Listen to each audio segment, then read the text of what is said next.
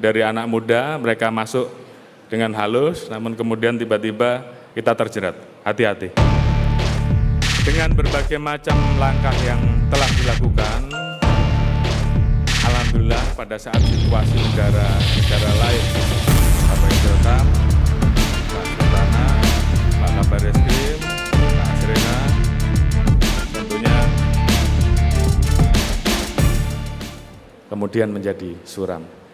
Hati-hati dengan pola-pola orang-orang yang kemudian berusaha untuk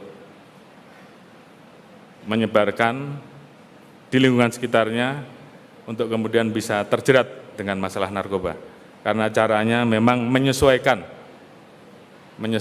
dengan model-model hobi dari anak muda, mereka masuk dengan halus, namun kemudian tiba-tiba kita terjerat. Hati-hati. Kemudian masalah intoleransi, radikalisme, dan terorisme, ini juga menjadi masalah bersama. Kenapa saya sampaikan demikian, yang dihadapi hampir di semua negara dan khususnya Indonesia. Kenapa? Mereka senang sekali menggunakan doktrin-doktrin teroris ini dengan menumpang di agama tertentu. Di negara yang ada teman kita yang kemudian merubah kebiasaannya, tolong diikuti, diingetin. Ada masalah apa? Apakah ada masalah keluarga ataukah ada masalah pribadi? Yang lebih berbahaya sekarang, kelompok teroris ini bergabung dengan jaringan narkoba. Dikenal di dunia dengan nama narkoterorisme.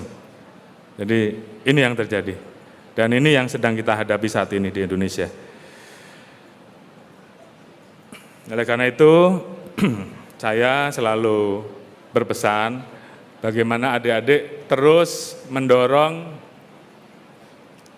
untuk menumbuhkan, mempersiapkan diri menjadi SDM-SDM yang unggul.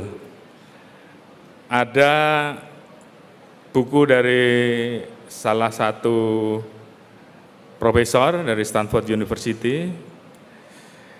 Beliau membuat dua teori, yaitu terkait dengan masalah mindset, ada fixed mindset dan growth mindset.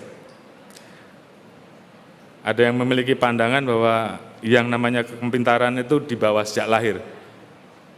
Jadi orang itu pintar itu karena lahir.